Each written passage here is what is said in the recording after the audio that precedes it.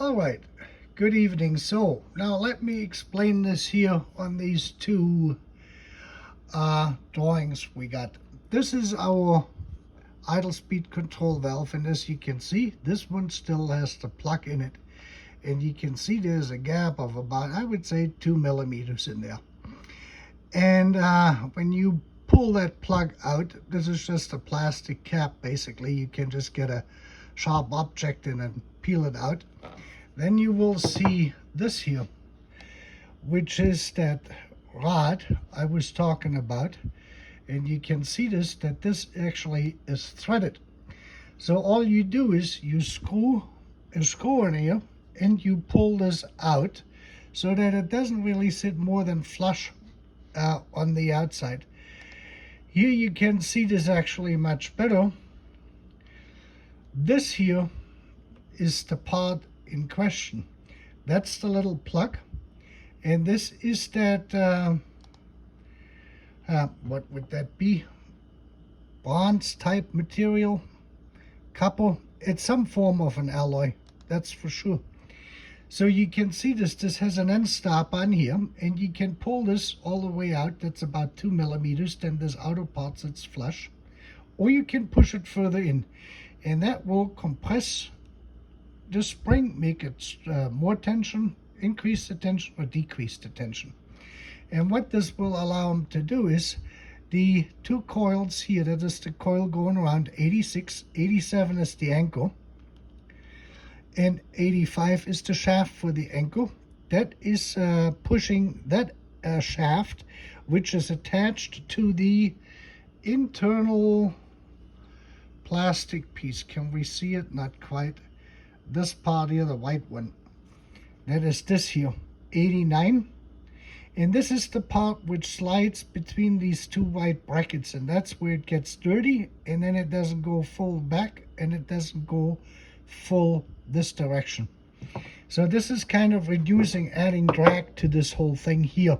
So when you wash this out, you have to remember this. There's a membrane in there, I guess, to prevent dirt from going further back in here. And these membranes, of course, they deteriorate, and then you're gonna have dirt in there. This here is a fully clean unit, as you can hear. This is what they sound like it when they're fully sealed. And this is new. I got this in March from Mercedes-Benz. This is an original part. This is brand new, basically. I got 1,000 miles on this. I put the old one in from eBay to do this here, to do the adjustment. So I could show you this, what I did in the previous video. So again, it's all you do is you pull this plastic piece out, you screw a screw in there. It's a metric screw, I would say probably an M5 if I'm not mistaken. And then you have to pull, you really have to pull. I pulled the one in my car, which you saw in the other video, all the way out to the end stop. And that means this brass insert, this guide here, you can see it is still recessed, is flush with this outer cast material on mine. So this allows, that reduces the spring tension on there, and that allows the magnet to easier push that thing here out, and that blocks off the air flow into the fuel distributor system, into your air intake, and that brings the RPM down. So what happens is when the RPM goes up, when it gets warm, is because that it expands, it's dirty, and there's too much friction there, and the friction can no longer be overcome by the current coming from the control units. And this is the actual control unit I had. This is the older one from 1985, and you can see they have capacitors in here, which I have not replaced yet. And then there is some power resistors in here, these here. And what I suspect is that the values over the years have changed for those resistors on here. This is the microcontroller, this is the quartz crystal, and this is basically their I/O functions. That's what they did, is they did this as a hybrid SMD package back then that was pretty sophisticated. This came from Siemens, I believe, made this part, and VDO made the lower part, and they bought this part with the software from Siemens. And there are several different revisions. This here let me just see, where did I put the cover? Here's the cover. This was the original one, the 004 545 1132, which then was replaced by 006 545 8532. First version, second version. At least 2 revisions of this one, and you have to watch out that these number here, the 412, 214, 001, 002, meet up with these numbers down here, and you can see that this is actually a 408, 202. So this was made for 412, 214, 001, 001. And so these units here, even though this is brand new from Mercedes-Benz, they are not strong enough to drive the newer ones.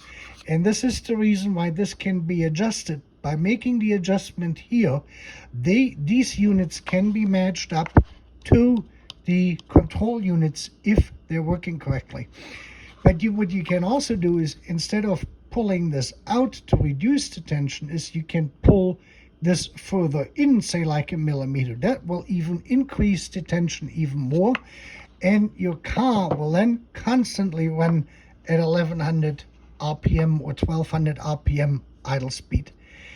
So this is a twofold issue. For one is the dirt accumulating in here, increasing the friction in this direction for the anchor to push this whole thing back out with the current coming out here. Now you have to remember, these 2 pins here go directly to 2 of these pins here. I forgot which ones they were.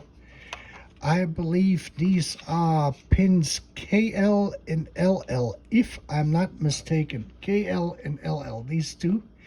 And the polarity really doesn't make any difference because it's a coil. It makes no difference. And these 2 will drive the unit in and out. And if you look here, yeah, they're going over these power resistors, and I'm pretty sure after 30 years that these values have changed of these power resistors on here. And what that means is that they have a higher resistance, and that means there's less current coming out, and these 2 transistors, power transistors, will not fully open up and let the current go through.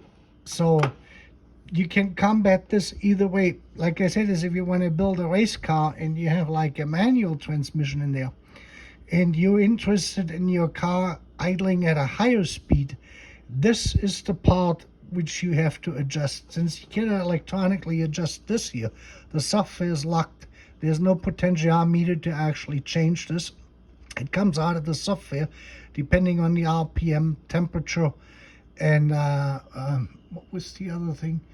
RPM and temperature, water temperature. That's the 2 main criteria for this, and whether the AC compressor is on or off, that's another one which will determine it. But the 2 main criteria for the operation of this device here is the water temperature and the actual RPM. That is the TD signal, and now I forgot which the other one was for. TT is the speed input. When you're actually driving, you have the input from the idle speed switch from the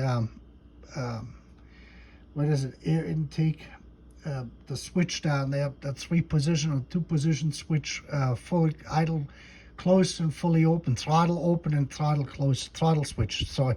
The throttle switch closed means idle goes on one of these contacts here. It pulls the contact to ground, to chassis ground. That will tell the unit you're at idle. This could be also a problem if the switch doesn't close when you're at idle. Then this thing doesn't know it is at idle speed and idles it down. But normally they work. It is in this case mostly a control issue with the control current. And when you reduce the spring load or the spring tension, then it takes less current to move this all the way back out. And this is basically what you saw in the other video. Now, when you do the adjustment here, when you push this in or out, less resistance or less tension on the spring, in more tension means this would have to work harder in this direction, giving you a higher idle speed if that is desired. You probably can adjust it upward to 1200 if you were to build like a race car and you put a 4-speed manual transmission into one of these cars or something like this, if you hot rod it, you can go in the other direction. You will have to, however, and I say this, that is very important, make some adjustment to the mixture control once you have adjusted that, because that is probably going to be a little bit off. And again, go in very small increments, 1/8 of a turn, 1/16 of a turn at the most, because you have to give that system time to stabilize and see how it actually responds, so your star car is going to start up correctly. But that's basically the manual adjustment for idle on these vehicles or on these engines. This applies only to the 4.2 liter and 5.6 liter engine from 1986 to 1991. None of the other cars, only those 2 cars which have those engines in there, they utilize the system and control mechanism. The ones on the previous, the 3.8 liter and 5 liter, they work different than this here. And I'm going to think about it. I may make another video or an update. I did get a new axle, rear axle for my passenger side, the right side, with the broken boot. I took that out and I put a brand new Mercedes-Benz axle in there. And when the other side goes, I'm going to not replace the boots. I'm going to put a new axle in there as well, because after 330,000 miles, I figured it might be time to let this, to change those. And this unit here, I'm going to see when I have some time, I'm going to rework this and see if we can increase the current output. And I'm also going to reheat the solder spots, as this is a common issue with those two, is that they have to be resoldered for the full current to be transmitted. I'm going to do that first. I'm going to reheat these solder connections with fresh solder and then see if that improves the response of the unit I got in here. Like I said, I was able to get the car running first with this here the way it is, right? But when I started making the video, it kind of got stuck on me again until I plugged the newer unit in, and then it regulated it down. So that told me that this older unit here from 1985, week 44 was right in the end of 85, and it means that went into the first 86 model year, 560s and 420s. And this is actually the original one, which was in my car, which was week 8 of 89. And this is the one I'm probably going to put back in there. I haven't opened it up. You can see this. It still looks pretty good. I'm holding that too low for you to see. Well, anyway, have a great evening, and I will be checking back with you. Thanks.